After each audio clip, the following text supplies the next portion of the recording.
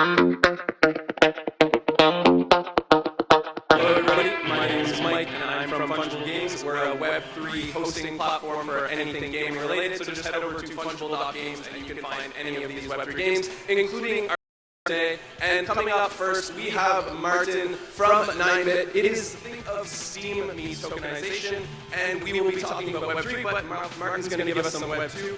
Then we have Chev coming up next from Anichess and Animoca brands. One really cool feature about them is, if you know chess at all, they featured Magnus Carlsen in their most recent play, so that was really cool to see. And then finally, we have Jason from Say. He is the director of gaming, so if you're thinking of bringing a game on-chain, Jason is definitely the person for you to talk to.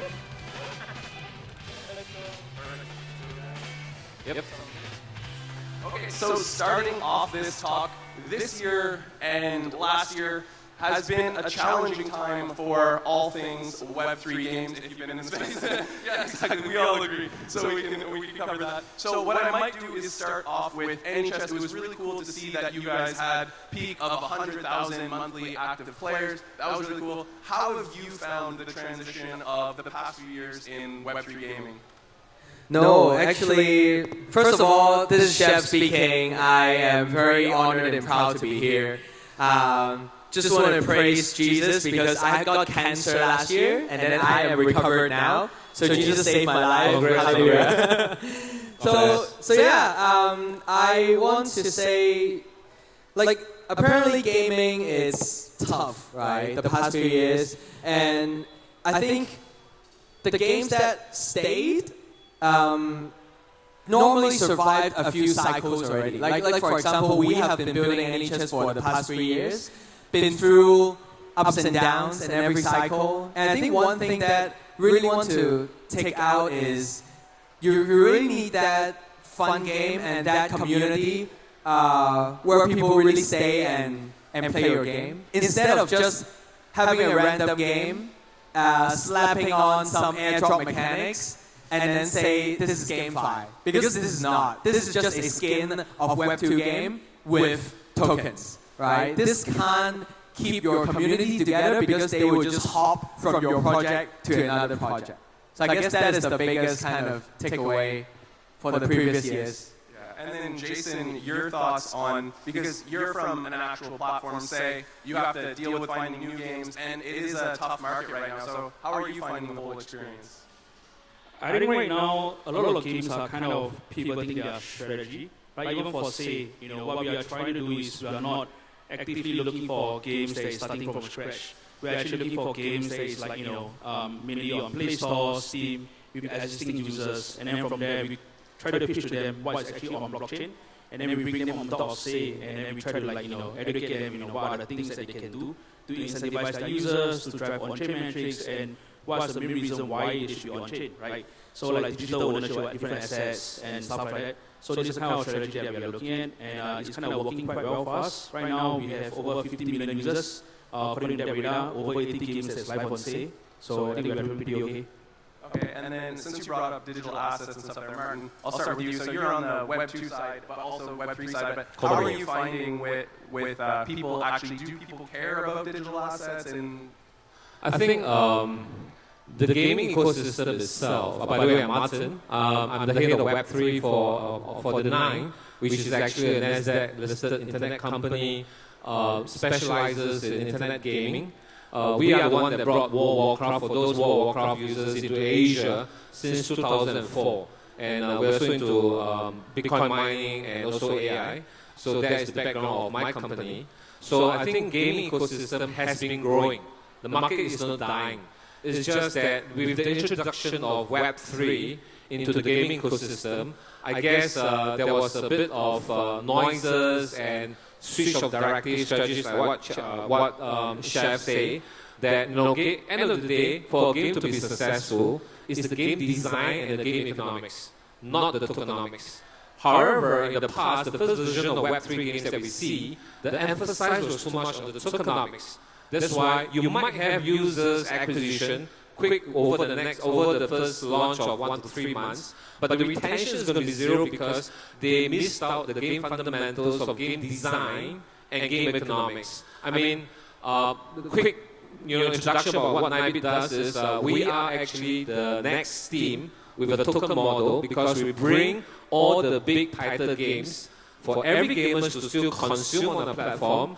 For those who have played Monster Hunter, Resident Evil, Street Fighter, PUBG, Delta Force, which is now the current leading loot search gameplay, FPS gameplay, all these are available on the platform because all this fundamental game design and the game economics makes sense to gamers. But for Web3, Web3 is just a financial ledger to capture data, in terms of rewards or systems. So we segregate, we made it very clear, segregate between Web3 and Web2, where incentives can be rewarded to the gamers through the platform or through the game design, but keep it to the minimum because it's just perks and privileges for them without affecting the game economics and the game design. Yeah.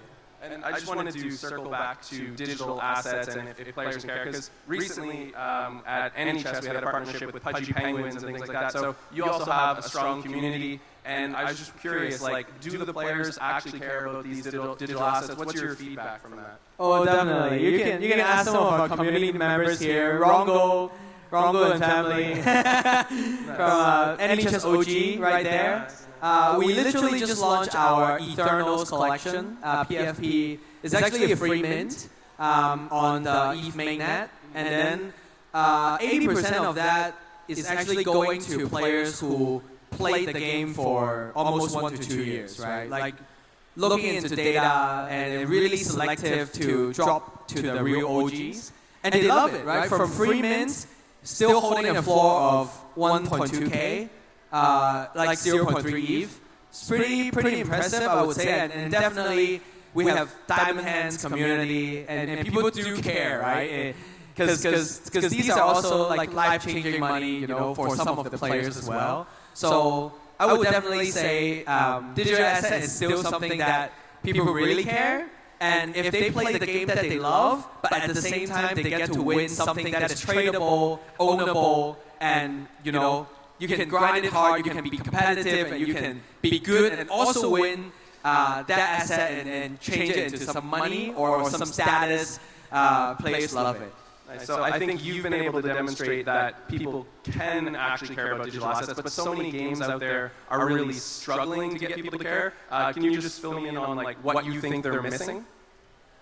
I think just circling back to point one, which is the gameplay, right? Because if you use that asset, that airdrop as the major selling point of that game, you can attract a lot of farmers, a lot of mercenaries, a lot of people that coming in for the grind, just for the airdrop. And once TGE is done, they'll be gone. Yeah. And then that's the cruel reality of a lot of Web3 gaming and brands out there. But with any just slight difference, like twist that we have did and observed is we let the players play first.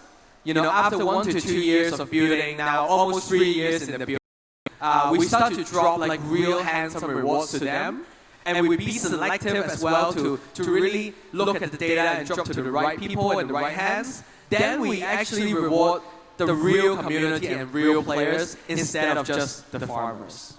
Can I add on a bit to this? Actually, the digital assets is very favored by gamers since games is developed day one. Even if you look at Web2 games, digital assets is available for buy-sell. Just show of hand, how many of you guys play Steam? You guys use the Steam marketplace? That is actually trading of digital assets. The only difference is this ecosystem still sits within Steam. It's a centralized ecosystem. It's not decentralized. So digital assets is still definitely favored by gamers, and we know that recently there's this new trend of FPS game that's coming up, first-person shoot game like Delta Force, when gamers can play with each other, they can loot other people's equipment when they kill the other person and sell it in exchange plays. But all this is within the ecosystem.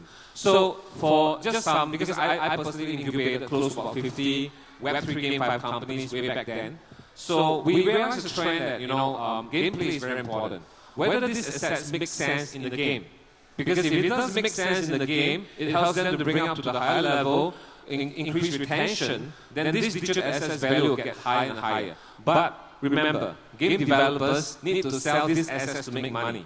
So you can't really capped it, like in terms of like tokenomics, I have a fixed amount, all this is a set of a fixed amount. You have to play with the game economic system to make sure that it's making sense, sustainable for game developers, Web3 game developers. At the same time, is big enough, or the so-called the revenue share that you cut out for the gamers is big enough to entice them to get rewarded adequately, so that they continue coming back to the game.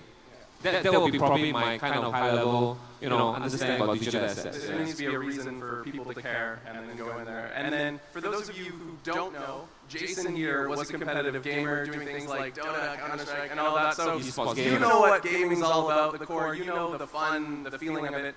What do you think that Web3 games need to focus on that maybe they're missing to have that fun factor that you grew up gaming with? I'll be completely honest, like a lot of these Web3 games out there, they kind of lack the competitive element, right?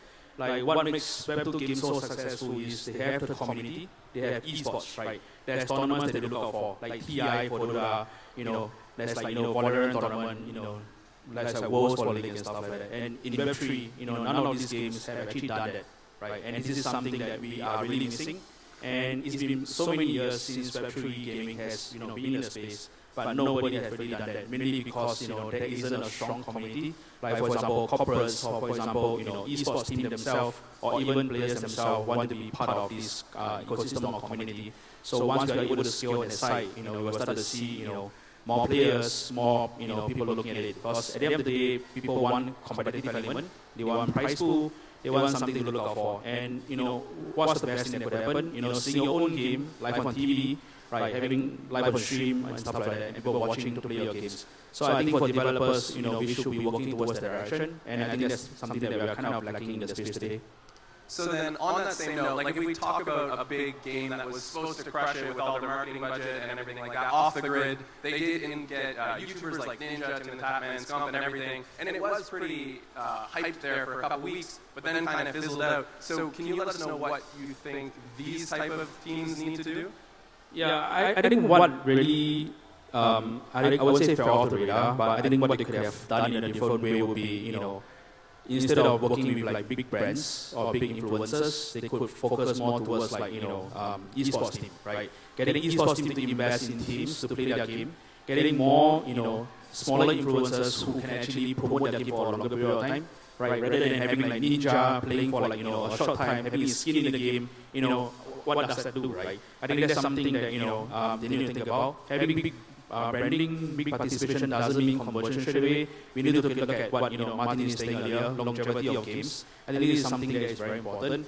And then, of course, beyond that, shooting game itself is very competitive. We have Valorant, we have Counter-Strike. They need to look at how are they going to compete in the blue ocean or red ocean space, in order to stand out. Yeah. So then, in terms of gaming, when it comes to the actual progression and getting people to care, I'll throw it over to you, Martin. What do you think that these new games that are only focusing on like a token model and like how do we get our token out, what are they missing? As I mentioned briefly, the gaming space has evolved. Even in the traditional Web2 gaming space, you do have mercenaries, where people buy, because there's a lot of we call that the second-hand game assets trading platform around, like Moga, like IGV, all this is around in Europe. There are a lot of gamers to resell the game assets that they have to other users, but mostly, of course, it's available for only PC games. So they are actually, gaming can make you money.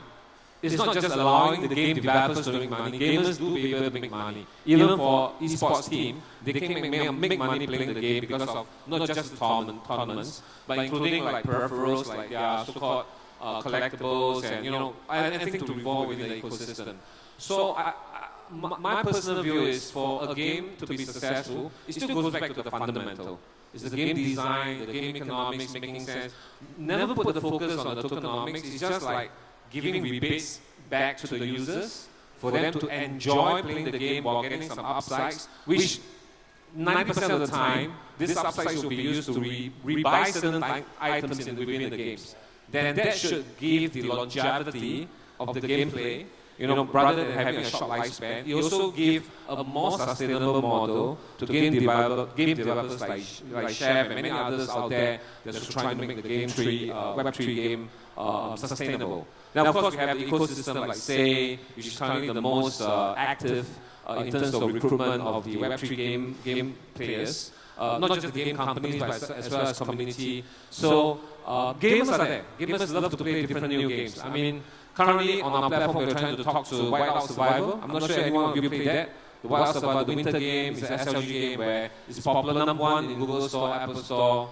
And, so these are the games, if you look at the game content, the game design, it's fantastic. But they do have elements certainly in the game that's available for mining or farming. So if anybody can develop similar games like Wild Survival, I think it will be a big hit in the Web3 gaming space. And they will love the digital assets. Because it's quite cool. Yeah, and it'll be interesting here to hear from Chev on this one because you built up Anichess. You didn't launch the token for investment. You're actually waiting until kind of soon. So can you talk about your experience, why you actually didn't launch a token day one, and then kind of what you're doing now? Cool, definitely. I think we have come a long way. I think we have started building 3 years ago. And then we started with the puzzles game, where it's kind of like a mini game that we launched, a daily puzzle, where we really wanted to test the concept, right? Because adding anything to chess, Shah should know, is hard, right? We need to have a lot of conversation with the top grandmasters. Even casual chess players. We really want to make sure the game design, right, it is something that is legit, right? And actually, to our surprise, when we were speaking to the top grandmasters from all over the world, they're actually pretty impressed with the spell chess kind of design, where it's still highly strategic, but at the same time, you bring much more fun to the game, right? Because after all, chess has been around for 1,500 years. It doesn't really have an upgrade, right? But for myself, right, I actually got into chess because of Harry Potter. I always loved the magical element where you can cast a spell and then this knight would just move, right? So something to validate along the line with players, with community, and we go through 4 seasons of building along the way. We test the game concept. We onboarded Team Secret, which is an esports team. We actually have a big tournament last year at YGG, and we're also having, this year, we have Anichess, Team Secret, and Anichess going into the EWC Esports World Cup. Like, chess is there for the very first time. So those are kind of the things that we build the community, we build the brand, and we also test the concept. We make sure these guys are sticking around no matter bear market or bull market.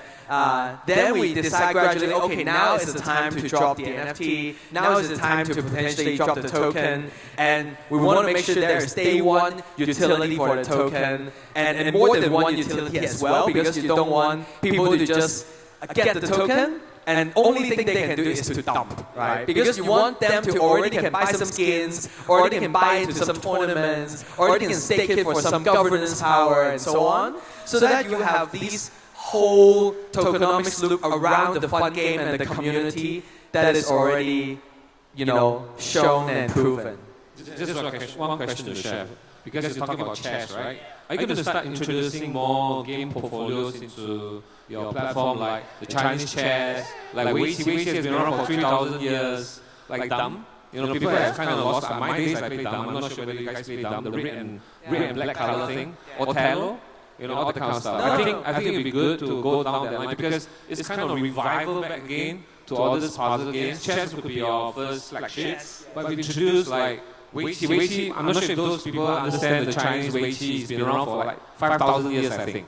So it's very philosophical. So if you can you might be able to get really the gaming community back and recognizing that, even simple board games like a PvP, not just for esports, you might spike another new level, but with Web3, tokenomics, concept, like kind of rewards, I think that will make perfect sense. And we might definitely like to onboard such kind of games. No, definitely. So what's interesting about Anichess is it's going to be the very first game in the checkmate ecosystem.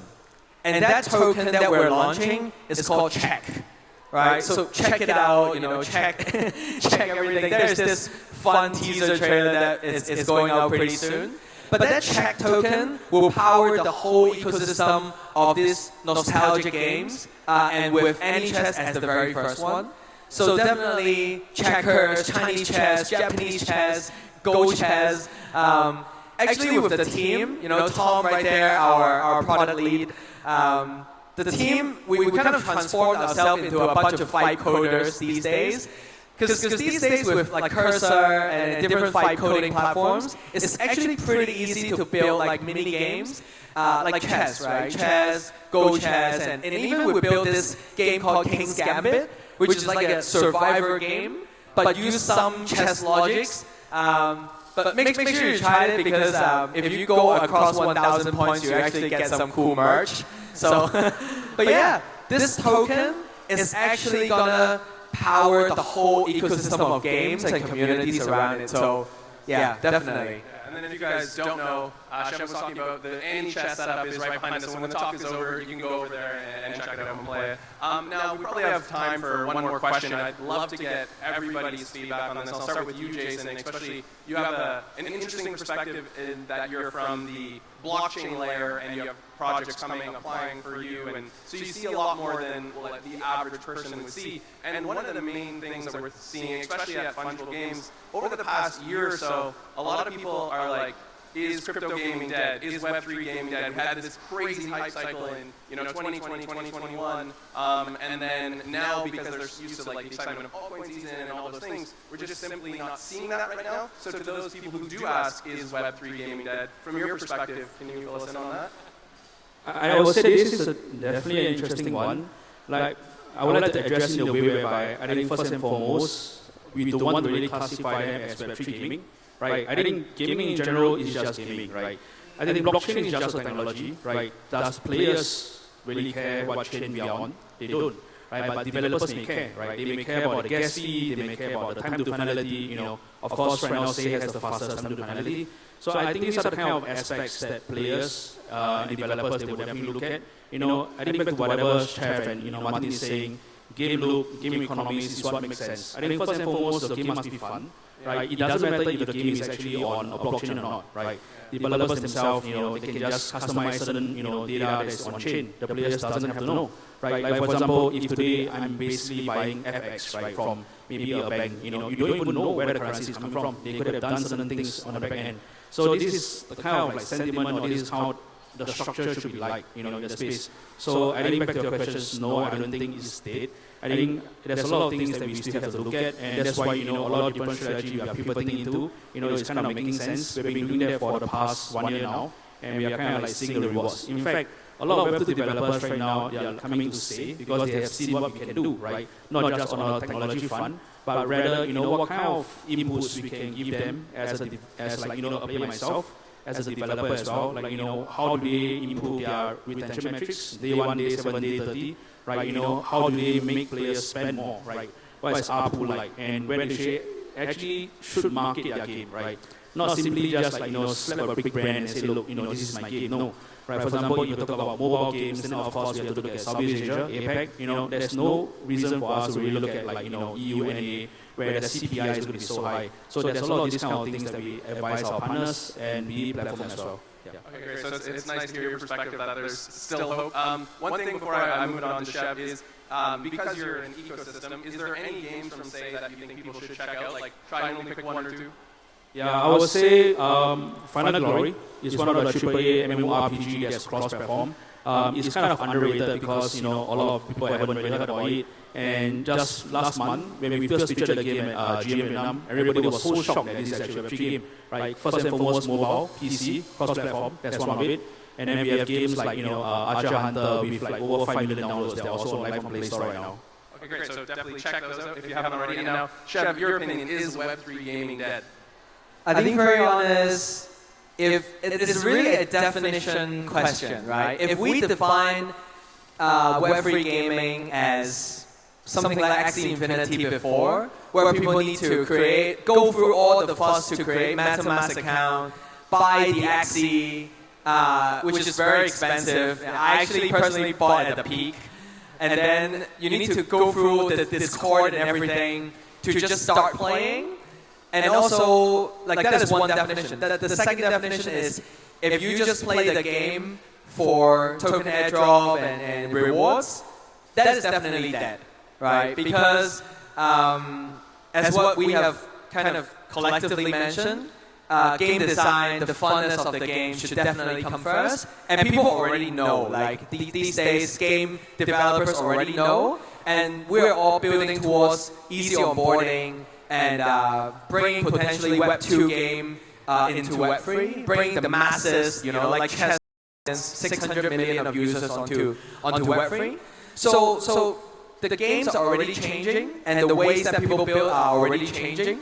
So I would say the past definition of GameFi is dead, and it's probably the right timing right now to introduce something maybe called GameFi 2.0, or maybe simply just games, right? Because games are never dead, right? Because games are something people, when they're bored, they will play, and they want to play with friends, and it's how they spend time, basically. Just like how they spend time watching Netflix, they spend time playing fun games as well. It's just a matter that crypto and NFTs are something that like a rebate that goes back to the users who actually add value to the game. And Martin, your thoughts? Yeah, no, we have not much time. So I give myself some airtime for my portfolio 9 bits. So gaming, guys, gaming is not dead. Web3 on gaming is going to be the next growth leap for gaming. That's how 9bit looks at it, and that's how a lot of OG game developers look at it. So we just grossed, I just saw the latest data, we just grossed 1 million registered users since day one launch on 1st August. The reason because we are bringing the popular games that people used to play, but add a simple element that when they play the games and they buy the games and they interacted in the spaces we created, just like a mini Discord, TikTok, Instagram on our platform, they get rewarded with tokens. Always making sure the Web3 element is only for the financial recognition of this gamer's contribution. Leave the games alone. Let them play the games, enjoy the games, and that's it. A chess is a chess. You will not make like earn a GCB in Singapore context for playing chess unless you are a grandmaster. But keep the game simple, have the game design simple, put the Web3 elements in terms of rewards, in terms of retention, in terms of a bit of partial acquisition, good enough. Then the game will be sustainable. Players, gamers, community, and also platform all survive, play together, earn together, own together. That's our 9bit motto. Thank you very much. Thank you. And so we're wrapping it up here now, but there's still a lot to say. So we are going into the breakout room over there. So if you have any more questions for these guys, feel free to come join us. Thank you. Thank you, guys. Thank you. Thank you.